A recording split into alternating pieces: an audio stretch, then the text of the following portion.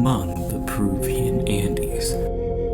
Over 500 years ago, arose what is perhaps the most astonishing and mystifying city our planet has ever seen. It is called Machu Picchu.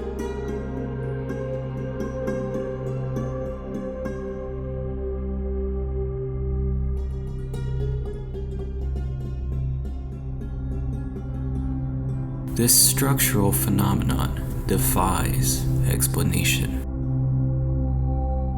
Who were the people that built this city? Why did they build it in this unlikely place?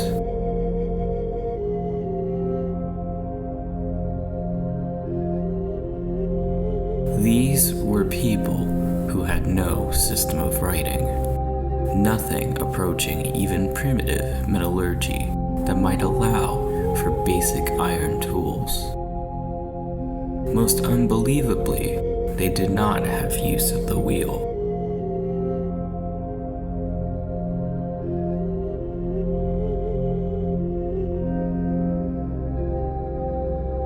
Somehow, despite everything, they created such a masterpiece. How? More importantly, why?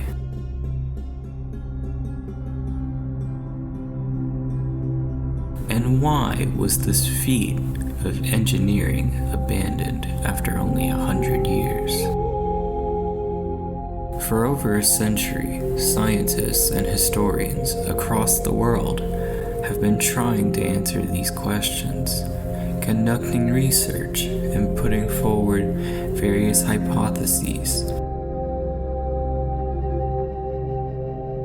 It's only after experiencing this place that you truly realize that, despite all the theories, to this day, nobody knows what happened here.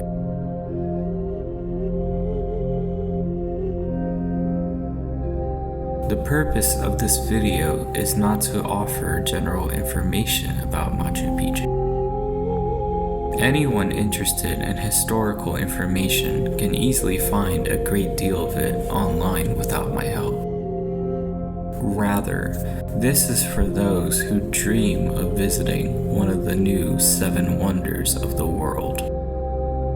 As someone who had the opportunity to visit Machu Picchu, I would like to share my experience and tell you about what you should know before you embark on this journey for yourself.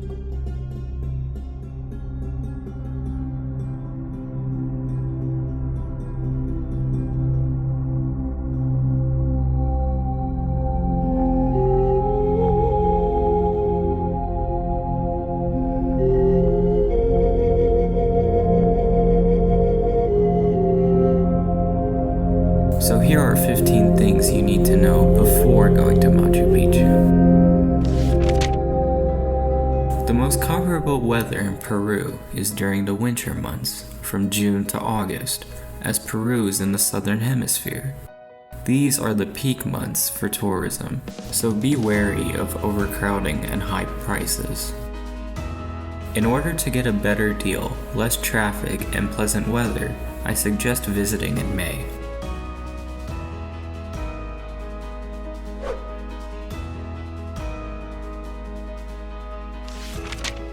There are many ways to get to Machu Picchu, but the simplest and safest would be to fly to Lima, the capital of Peru. From there, connect to Cusco, the closest town with an airport to Machu Picchu, via a local airline.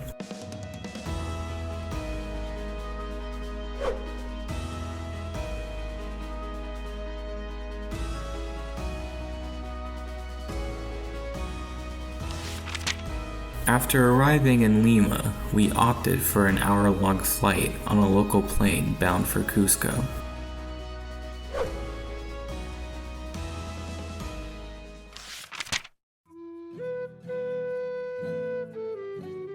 Here we are in Cusco, the capital of the ancient Inca Empire, in whose architecture the Spanish conquistadors left a noticeable mark.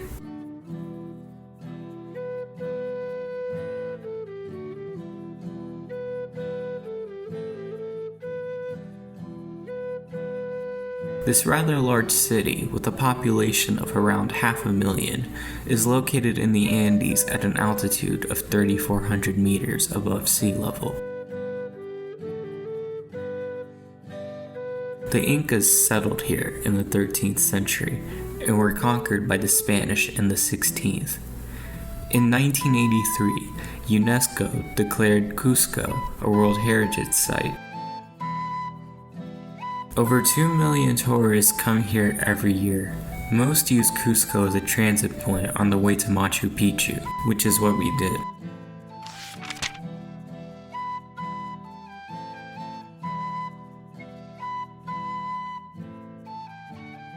It is recommended that you spend at least 3 days in Cusco before moving on in order to adapt to the highland's thin air. Do not disregard this advice, as one can experience altitude sickness at just 2,000 meters above sea level. We followed the advice and remained in Cusco for a full 3 days. It ended up being the right call for us, as my wife proved to be extremely sensitive to altitude sickness and needed all 3 days to adjust. To my surprise, I wasn't nearly as affected as I had expected to be. Everyone handles extreme altitude differently, and if you feel you may be sensitive, there are several medications that might help. Make sure to speak to your physician if you think this might be a good solution for you. Due to the possible side effects of medications, we chose to rely on local remedies, such as cocoa tea, and found them to be effective.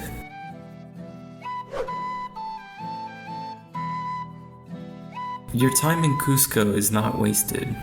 Even if you adjust to the altitude more quickly than expected, it's a beautiful and historically rich city with a lot to offer. You could enjoy the local museums, architecture, and cathedrals, and walk through the streets of the old city.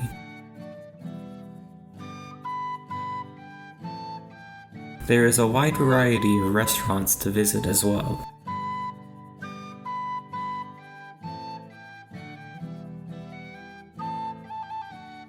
Since you are adapting to the higher altitude, try not to overexert yourself, overeat, or drink alcohol. Even coffee is not recommended.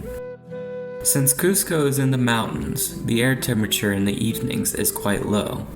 Also, despite winter being the dry season in Peru, it still rains often. Make sure to pack warm and waterproof clothing.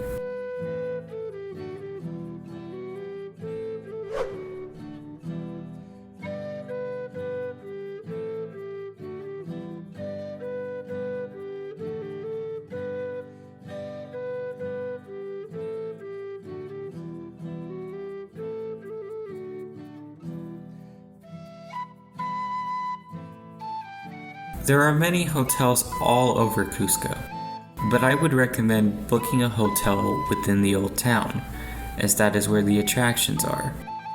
It's more convenient and lends your experience more cultural authenticity.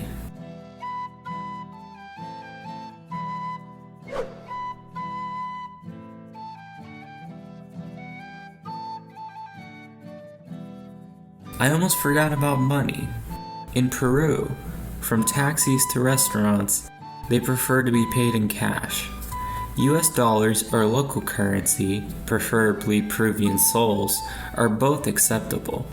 Currency exchange is more profitable in Old Cusco rather than at the airport.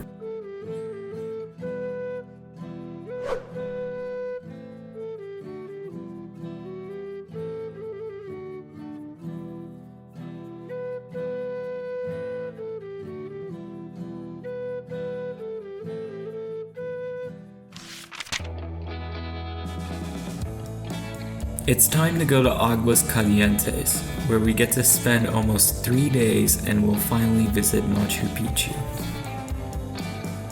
Our train leaves early in the morning from the station of the town of Peru, which is 30 minutes by taxi from Cusco. Travel time to Aguas Calientes is a little less than 4 hours.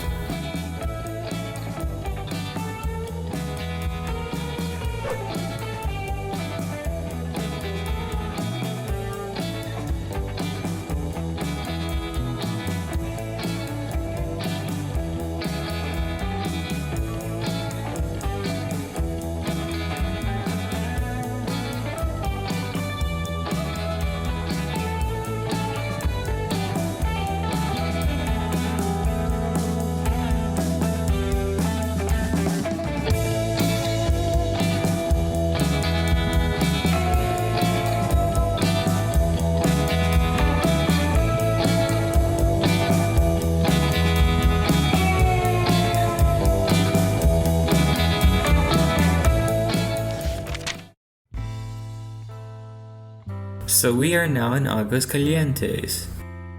This small town is located 10 kilometers from Machu Picchu.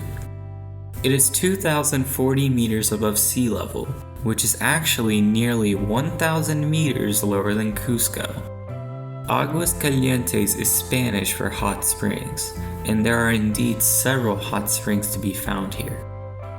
This town was founded at the beginning of the 20th century when railway construction began. Despite the fact that it's only a bit over 100 kilometers away from Cusco, you feel completely detached from the whole world here. It is home to about 5,000 people, whose earnings rely entirely on tourism. The town is mostly composed of hotels, restaurants, and souvenir shops. In this city, the streets are designed only for pedestrians. So there are no vehicles except for the few buses used to get to Machu Picchu.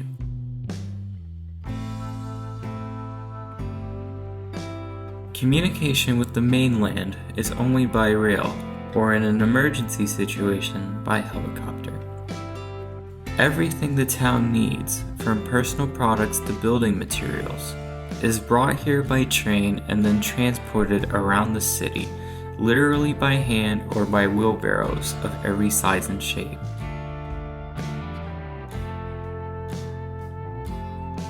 People say that because of the isolation from the mainland, everything is highly priced. I do not agree.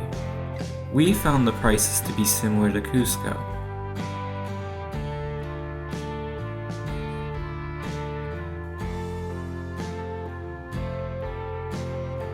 Is there anything interesting to do in Aguascalientes? Not particularly, except for the hot springs it was named for. These are extremely relaxing and great for sore muscles, especially if you chose to hike into Machu Picchu instead of taking the bus. We honestly didn't expect much from this town, as it is just a transition point between Cusco and Machu Picchu.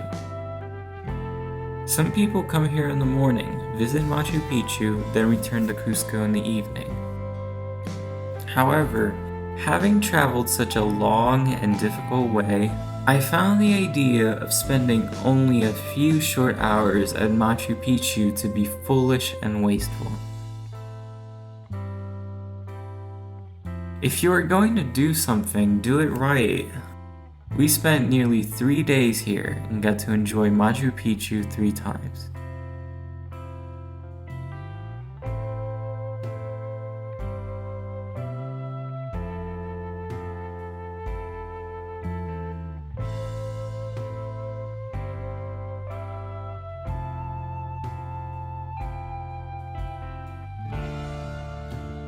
As I already mentioned, Aguascalientes is the last transition point to Machu Picchu. You are a 25-minute bus ride away from Machu Picchu. Bus tickets can be purchased not far from the bus stop.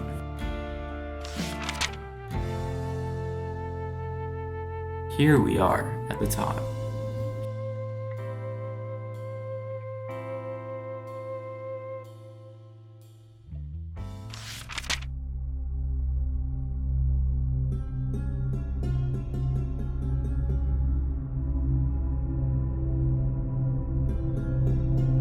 Of course, I expected to see one of the most beautiful places on the planet.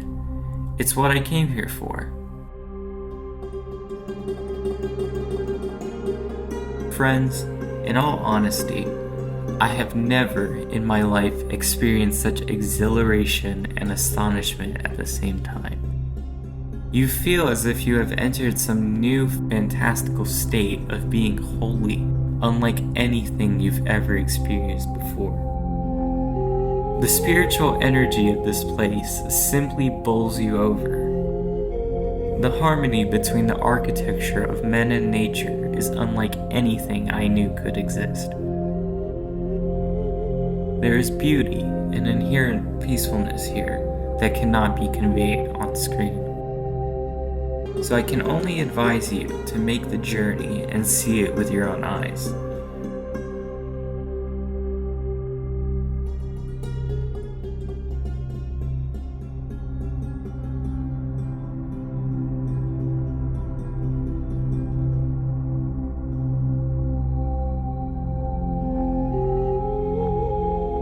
There are many rules and restrictions that the Ministry of Culture of Peru sets for tourists visiting Machu Picchu. I will cover some of them for you briefly.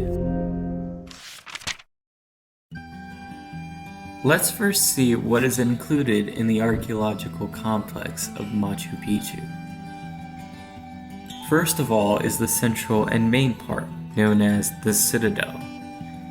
If you look at Machu Picchu from the east, there is a mountain called Huayna Picchu, located to the right of the Citadel, and to the left is a mountain called Machu Picchu. In order to visit the Citadel, or climb either Mount Huayna Picchu or Machu Picchu, you need to buy tickets. I recommend buying them a few months before your trip, since they are limited and sell out very quickly. The best place to buy them is on the Ministry of Culture of Peru's website. Tickets are not sold at the Machu Picchu complex entrance. All tickets for visiting Machu Picchu are nominal, meaning that they include your name and your passport details.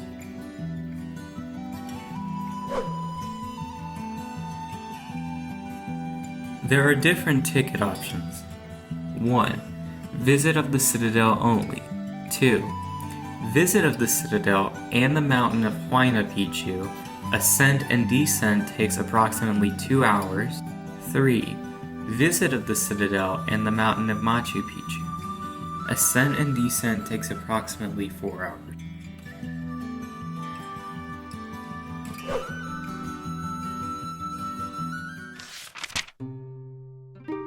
Tickets are sold for the first half of the day from 6 to 12, and the second half of the day from 12 to 5:30.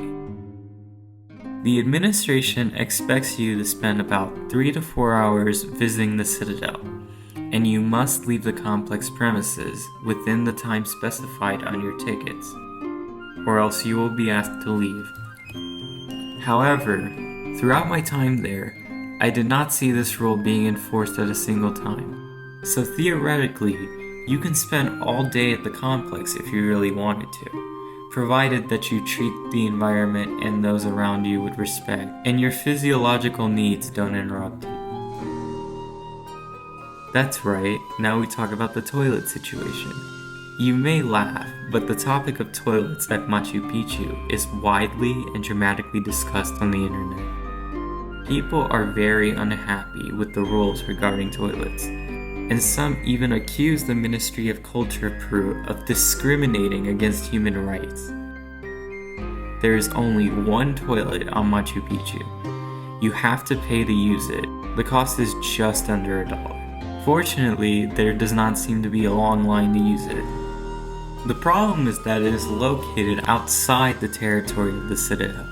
In other words, there are no toilets once you enter the territory of the Citadel, and if you leave it, even just to use the toilet, you will not be let back into the Citadel afterwards. The only exception is those people who have a double ticket, allowing for a visit of the Citadel and one of the mountains, Machu Picchu or Huayna Picchu.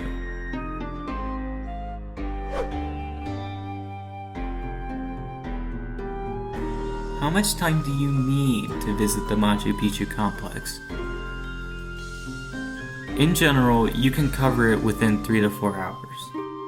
But did you travel thousands and thousands of miles to get here?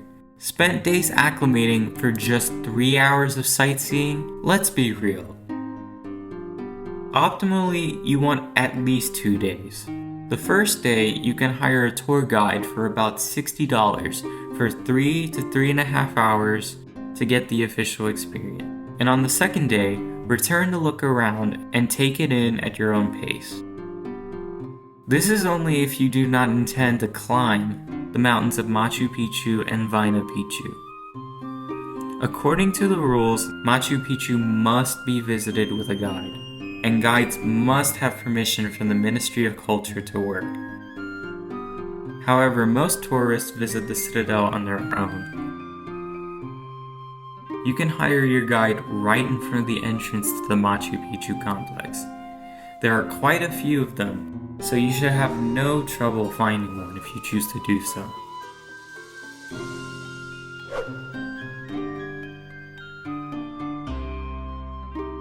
About other restrictions, plastic bottles of water and professional cameras are not permitted, but if you keep them in your backpack when you're going through the entrance, then you will be okay.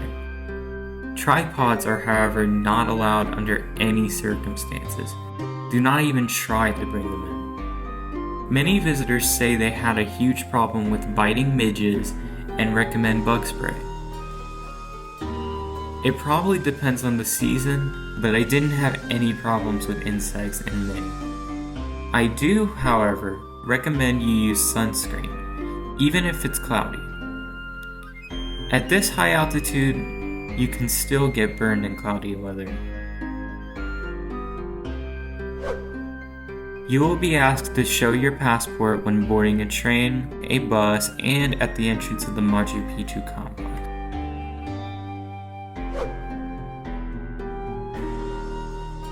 Also, at the entrance of Machu Picchu, as a souvenir, you can stamp your passport with the seal of Machu Picchu.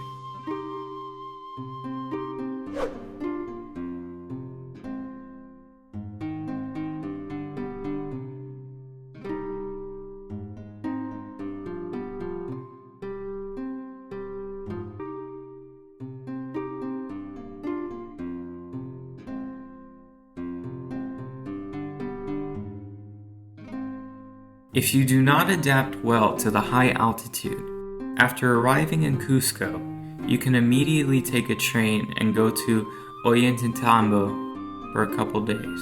This town is located between Cusco and Aguascalientes. Its altitude is about 700 meters lower than in Cusco, which makes it easier to acclimate. On the other hand, spending a few days in Cusco and seeing local historical sites is a great way to spend your time.